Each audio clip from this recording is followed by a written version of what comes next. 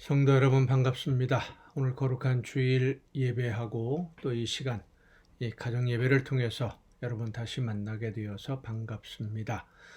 오늘 우리가 함께 은혜를 나눌 본문 말씀은 요한복음입니다. 오늘부터 요한복음을 함께 말씀을 묵상하게 될 텐데 요한복음 1장 1절부터 3절까지에 있는 말씀 봉독합니다. 요한복음 1장 1절부터 3절입니다. 태초에 말씀이 계시니라. 이 말씀이 하나님과 함께 계셨으니 이 말씀은 곧 하나님이시니라. 그가 태초에 하나님과 함께 계셨고 만물이 그로 말미암아 지은 바 되었으니 지은 것이 하나도 그가 없이는 된 것이 없느니라. 아멘. 이제 오늘부터 요한복음을 함께 묵상하려고 합니다. 코로나로 시작된 교회 예배 모임에 제약을 받게 되면서 우리 성도님들이 신앙생활에 여러 가지 어려움을 겪게 되고, 그래서 매일매일 가정에서 가족들과 함께 짧은 시간이라도 함께 기도하고 말씀을 묵상하면서 또 성경을 통독하는 그런 시간을 가질 수 있도록, 그래서 신앙생활에 조금이라도 도움이 되었으면 좋겠다 싶은 마음으로 시작한 이 가정 예배가 이제 5월 말일까지 만 3년이 지났고 이제 4년에 접어듭니다. 하루도 쉬지 않고 이 말씀을 묵상하고 함께 은혜를 나누는 것이 쉽지 않은 일이었습니다마는 모든 분들이, 우리 성도님들이 함께 기도하며 동참해 주셔서 오늘까지 이르게 되었습니다. 지난 3년 동안 창세기서부터 요한계시록까지 말씀을 차례로 읽으면서 함께 묵상을 했는데, 이제 오늘부터는 신약 성경 중에 요한복음을 중심으로 묵상하려고 합니다. 요한복음은 예수님의 제자인 사도 요한이 기록한 복음서로 알려져 있는 책입니다. 성경을 보면 4권의 복음서가 있는데 마태복음, 마가복음, 누가복음을 공관복음이라고 보통 이야기를 하고, 이 요한복음을 포함시키면 사복음서라고 이야기를 하는 것은 요한복음의 이 성격이 다른 3권의 복음서 마태복음, 마가복음, 누가복음과는 좀 다른 부분이 있기 때문입니다. 자세한 내용을 복음서가 어떤 성격들을 가지고 있고 어떤 관점으로 기록됐느냐, 이런 것들을 다 이야기하려면 사실 머리가 좀 아프지요. 그리고 이 가정예배의 목적이 그런 신학적인 내용들을 공부하려는 것이 아니기 때문에 잠깐 동안 이 요한복음의 성격, 그리고 시대적인 배경, 왜 이 요한복음에는 다른 복음서에는 없는 독특한 여러 가지 예수님의 가르치심, 말씀, 기적, 이런 것들이 기록되어 있는지를 한번 살펴보고, 그리고 말씀을 함께 묵상하고자 합니다. 그러니까 서론 부분을 좀 먼저 살펴보고자 하는 것이죠. 요한복음은 초대교회의 요한 공동체, 믿는 사람들의 모임, 성도들의 모임이죠. 이 요한 공동체와 깊은 관련이 있는 그런 복음서입니다. 요한 공동체라고 이름 붙여지는 마가의 공동체도 있고 쿰난 공동체도 있고 마태 공동체, 여러 공동체들이 있지만 이 요한 공동체는 예수님의 제자 중 하나인 요한, 사랑받는 제자라고 알려진 요한으로부터 복음을 들은 성도들이 중심이 된 모임을 말한다, 이렇게 생각하면 쉬울 것 같습니다. 요한복음은 약 100년경에, 그러니까 예수님이 승천하시고 60여 년, 70여 년이 거의 지난 다음에 기록된 그런 성경이라고 알려져 있는데, 이 시대가, 그 시기가 왜 중요하느냐 하면 바로 그 시기에 100년경에 요한 공동체는 여러 가지로 어려움을 많이 겪고 있었습니다. 그 중에 하나가 유대 나라, 그러니까 이스라엘, 예루살렘이죠. 유대 나라가 로마에 의해서 완전히 멸망당한 것이 60년대입니다. 완전히 나라가 멸망했다가 이 유다 나라를 재건해야 되겠다, 다시 세우겠다라고 하는 바리새파 사람들에 의해서 이 요한 공동체, 그러니까 예수님을 믿는 성도들이 출교를 당합니다. 유대인들로부터 쫓겨나는 것이죠. 더 이상 유대인이 아니다라고 이제 퇴출당한 겁니다.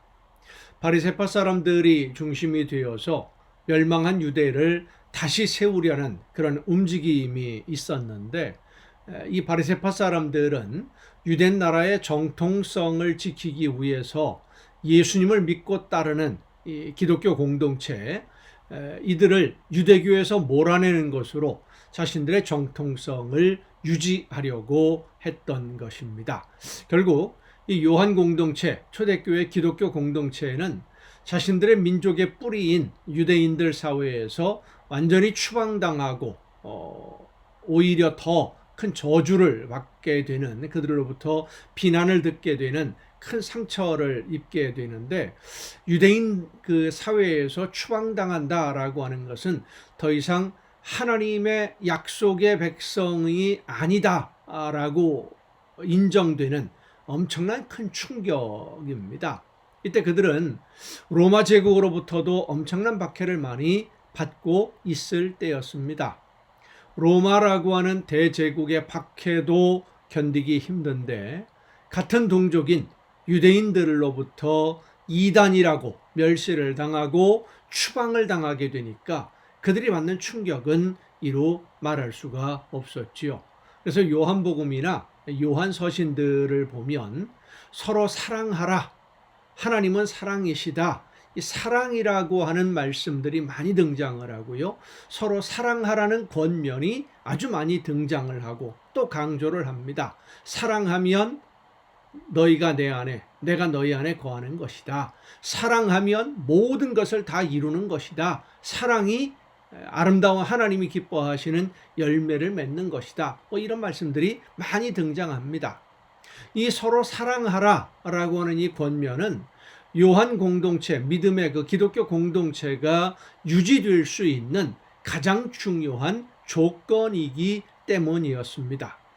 하나님 안에 예수님이 계시고 예수님 안에 하나님이 계시면서 하나가 되었듯이 예수님과 하나님이 하나이신 것처럼, 예수님을 또 예수님이 하나님을 절대적으로 신뢰하고 의지했던 것처럼, 믿음은 사랑을 바탕으로 하는 신뢰의 관계다라고 하는 것을 강조함으로써 초대 그 기독교 공동체 구성원들이 서로를 신뢰하고 사랑함으로 하나가 되어야만 그 험악한 핍박과 여러 가지 어려움 속에서 기독교 공동체가 유지될 수 있는 유일한 길이었기 때문입니다. 로마가 지배하는 그 당시 세상은 철저한 계급사회였었고 물질 만능의 시대였습니다. 피식민지 백성들의 삶은 말 그대로 좀 비참하기 이를 데가 없었고, 유대인들은 말씀이 육신이 되어서 함께 거하셨던 메시아, 하나님이 보내신 구원자 예수님을 알아보지 못하고 십자가에 못 박아 죽인 것으로도 모자라서 예수님을 따르는 믿음의 그 기독교 공동체 성도들을 박해를 했습니다.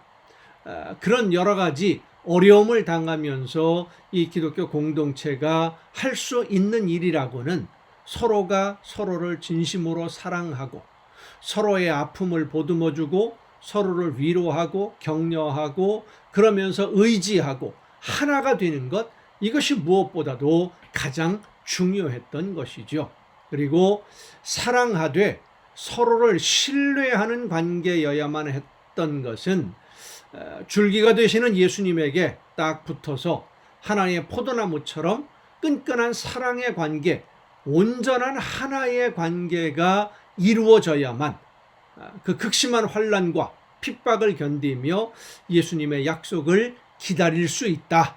예수님이 약속하신 대로 반드시 오실 테니까 그 약속의 말씀을 믿고 기다리려면 우리 모두가 믿음의 공동체 성도들이 하나가 되어야 된다. 한 마음으로 서로 사랑하고 의지하고 서로 격려하고 서로의 상처를, 아픔을 보듬어주는 그런 관계가 가장 중요했던 것이기 때문입니다. 그런 시대적인 배경 속에서, 삶의 환경 속에서 이 요한복음이 기록되었다라는 것을 우리가 먼저 잊지 말고 요한복음을 읽어야 됩니다.